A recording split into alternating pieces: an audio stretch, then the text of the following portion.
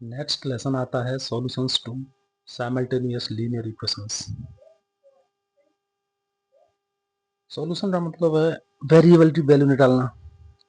Variables की वो values यानी एक्स वाई जेड की वो वैल्यूज जहाँ पर इक्वेशन LHS RHS के बराबर हो जाता है। अगर RHS में 0 है तो LHS में एक्स वाई और जेड की वैल्यू या एक्स और वाई की वैल्यू पुट करने पर LHS में 0 हो जाता है। उसको कहते हैं solution to simultaneous linear equations. Simultaneous का मतलब है दो इक्वेशंस हैं, दो से ज़्यादा हैं, तीन इक्वेशंस हैं तो साइमल्टेनियस कहते हैं। उनका जो सॉल्यूशन बनाया जाता है वो साइमल्टेनियसली बनाया जाता है।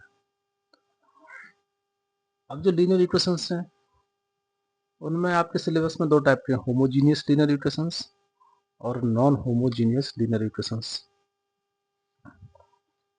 होमोजीनियस लीनियर इक्वेशंस वो होते हैं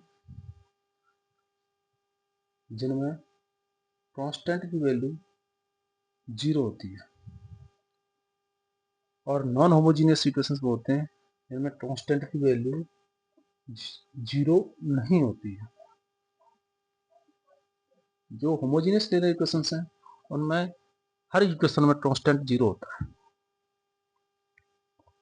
जैसे ये सेट है, इसमें दो इक्वेशंस हैं और दो वेरिएबल एक्स वाई, कांस्टेंट है नहीं, 0 है, तो ये होमोजीनियस है। इसी तरह ये भी होमोजीनियस है। इधर ये नॉन होमोजीनियस है क्योंकि इसमें कांस्टेंट 4 और 6 है।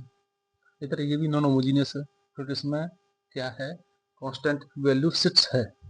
यानी एटलीस्ट एक इक्वेशन में कांस्टेंट की वैल्यू नॉन जीरो होनी चाहिए, तभी बनेगा वो नॉन होमोजीनियस लीनियर इक्वेशन। अच्छा, सॉल्यूशन के बेस पे भी इनको डिवाइड किया गया है दो पार्ट में। एक होता है कंसिस्टेंट,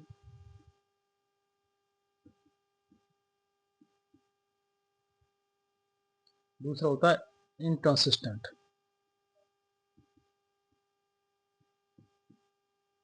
कौन से इक्वेशंस कंसिस्टेंट है या कौन से सिस्टम ऑफ इक्वेशंस कंसिस्टेंट है, कौन से इंटरसिस्टेंट है। कंसिस्टेंट का मतलब होता है एटलीस्ट वन सॉल्यूशन। जिसका एटलीस्ट वन सॉल्यूशन है वो तो कंसिस्टेंट है। तुम्हारे सिलेबस में जो आएगा उसमें या तो वन सॉल्यूशन होगा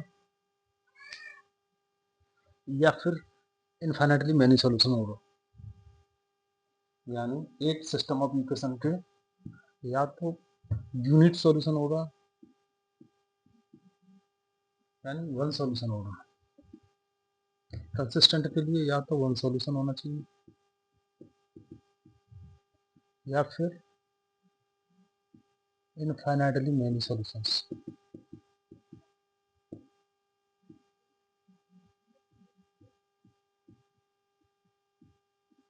जनरली देखा जाए तो कंसिस्टेंट का मतलब है या तो एक सॉल्यूशन हो या दो हो या तीन हो या 10 हो, 100 हो, कितने भी हो, वो होता है कंसिस्टेंट। लेकिन तुम्हारे सिलेबस में तो सब दो चीज़ों की जरूरत पड़ेगी, या तो वन सॉल्यूशन होगा या फिर इन्फिनिटली मैनी सॉल्यूशंस होंगे। तो फिर वो सिस्टम कैसा माना जाएगा, कंसिस्टेंट। और इंटरसिस्टेंट के लिए एक ही पॉइंट होता है, वो है नो सॉल्यूशन। जिस सिस्टम का कोई इक्वेशन नहीं है, क्या कहते हैं, जिस सिस्टम का कोई सॉल्यूशन नहीं है वो कहलाता है इंटरसिस्टेंट सिस्टम ऑफ इक्वेशंस। अब होमोजीनियस की बात की जाए,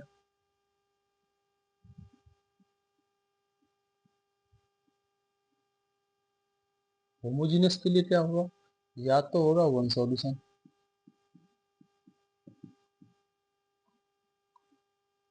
या फिर होगा इनफाइनाइटली मैनी सॉल्यूशंस।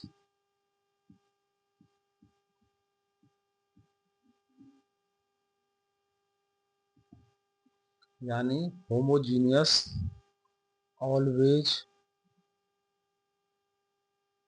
कंसिस्टेंट होते हैं। होमोजीनियस इक्वेशंस ऑलवेज कंसिस्टेंट होते हैं। क्यों होते हैं, क्योंकि इसमें नो सॉल्यूशन वाला केस नहीं होता। अगर एक सॉल्यूशन है तो उसको कहते हैं ट्रिवियल सॉल्यूशन। होमोजीनियस के लिए जो एक सॉल्यूशन है उसे कहते हैं ट्रिवियल सॉल्यूशन या कहते हैं जीरो सॉल्यूशन, क्योंकि उसका एक सॉल्यूशन क्या होता है, वो होता है x बराबर y बराबर z बराबर जीरो, x बराबर y बराबर z बराबर जीरो, ये होता है यूनिट सॉल्यूशन। यूनिट सॉल्यूशन या वन सॉल्यूशन, इसमें कहते हैं ट्रिवियल सॉल्यूशन या जीरो सॉल्यूशन, इसमें x बाई जेड सबकी वैल्यू जीरो होती है। अगर किसी होमोजेनियस सिस्टम ऑफ इक्वेशंस में सिर्फ वन सॉल्यूशन है तो ये वाला ही होगा, और इस सॉल्यूशन का दूसरा नाम है ट्रिवियल सॉल्यूशन या जीरो सॉल्यूशन, और दूसरा टेस्ट होता है इन्फिनिटली मैनी सॉल्यूशंस। अब लेते हैं नॉन होमोजीनियस।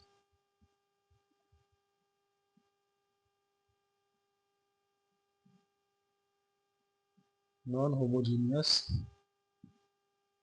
लीनियर इक्वेशंस, इसके तीन केस होते हैं, नो सॉल्यूशन, वन सॉल्यूशन या फिर इनफाइनाइटली मैनी सॉल्यूशंस।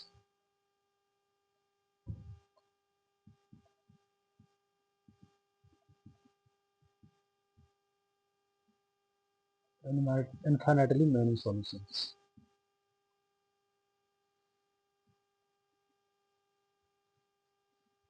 तो ये वाला जो होते हैं, अगर वन सॉल्यूशन है या इनफाइनाइटली मैनी सॉल्यूशंस हैं, तब तो हो रहा है कंसिस्टेंट।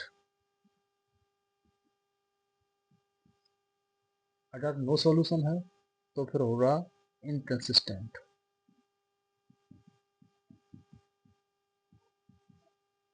इसका मतलब है नॉन होमोजीनियस लीनियर इक्वेशंस होते हैं, वो कंसिस्टेंट भी हो सकता है, इनकंसिस्टेंट भी हो सकता है, लेकिन होमोजीनियस सिस्टम ऑफ इक्वेशंस हमेशा कंसिस्टेंट होगा।